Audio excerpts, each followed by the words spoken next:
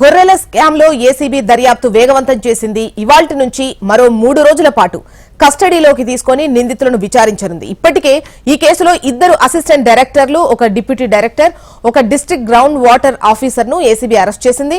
ఈ 4 నిందితులను కస్టడీలోకి తీసుకుని స్కామ్ పై విచారణ జరపనున్నారు అధికారులు. పశు సంవర్ధక శాఖ ఉన్నతాధికారులు కాంట్రాక్టర్ల పాత్రపై ఆరా తీయనున్నారు. ఇప్పటికే గొర్రెల స్కామ్ లో నిధుల దారి మళ్లింపుపై ఆధారాలు సేకరించిన ఏసీబీ అధికారులు రికార్డులను పరిశీలించి బాధితుల వివరాలు కూడా తీసుకున్నారు. పశు సంవర్ధక శాఖ అధికారులు ప్రైవేటు వ్యక్తులతో కలిసి బినామీ ఖాతాలు తెరిచినట్లు గుర్తించారు.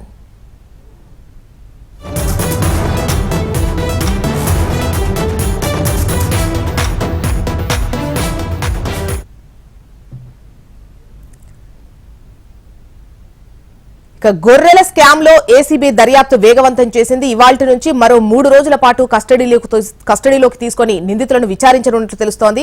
ఇప్పటికే ఈ కేసులో 2 అసిస్టెంట్ డైరెక్టర్లు, ఒక డిప్యూటీ డైరెక్టర్, ఒక డిస్ట్రిక్ట్ గ్రౌండ్ వాటర్ ఆఫీసర్ ను ఏసీబీ అరెస్ట్ చేసింది. ఇక ఈ విచారణకు సంబంధించి వివరాలు మనకు అమరేందర్ అందిస్తారు.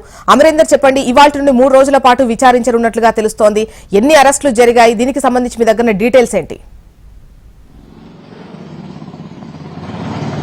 జోష్న, గొర్రెల స్కామ్ కేసులో ఇప్పటికే ఏసీబీ దూకుడు పెంచిందని చెప్పుకోవచ్చు. 4 నిందితులు ఎవరైతే ఉంటారో వారిని రిమాండ్ కు పంపడం, ఆ తర్వాత ఏసీబీ అధికారులు కస్టడీ పిటిషన్ నాంపల్లి కోర్టులో దాఖలు చేశారు. ఆ తర్వాత కస్టడీ కూడా అనుమతి ఇచ్చింది. 3 రోజుల కస్టడీకి సంబంధించి చూసుకుంటే ఇవాళ నుంచి ఇంకా 3 రోజుల పాటు అంటే శనివారం వరకు కూడా ఈ కస్టడీ అయితే నడుంది. కస్టడీలో భాగంగా కూడా 4 అధికారులు ఎవరైతే వెటర్నరీ ఆఫీసర్లు ఉన్నారో వాళ్ళ 4 కూడా కస్టడీకి తీసుకొని విచారిస్తారు. కీలక విషయాలను వాళ్ళ దగ్గర నుంచి రాబట్టే అవకాశం అయితే కనబడుతుంది.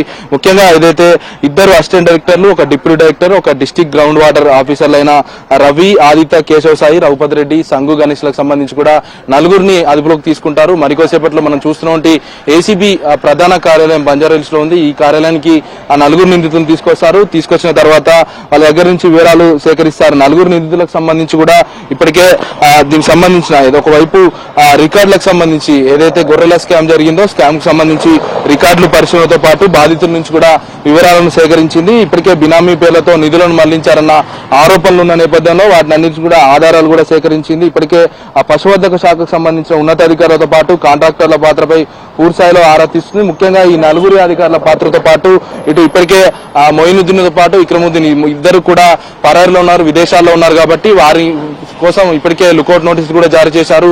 మరోవైపు ఏదైతే ఈ 4 అధికారుల దగ్గర నుంచి పూర్తిస్థాయిలో డేటాను సేకరించి మరికొంతమందికి దీని వెనుకున్న రాజకీయ నాయకుల ప్రముఖుల హస్తం ఉంది. కాబట్టి వీరి వెనుక ఎవరున్నారు, ఇంకా అధికారులు ఎవరున్నారా, రాజకీయ నాయకులు ఉన్నారా, వీరందరి గురించి కూడా ఆరా తీయన్నారు. ఇప్పటికే సేకరించిన ఆధారాల ఆధారంగా ఇప్పటికే విచారించే అవకాశాలు ఉన్నాయి. 3 రోజుల పాటు జరుగుతున్న ఈ విచారణలో కీలకమైన సమాచారాన్ని ఏసీబీ సేకరించే అవకాశాలు అయితే కనబడుతున్నాయి. జోష్న.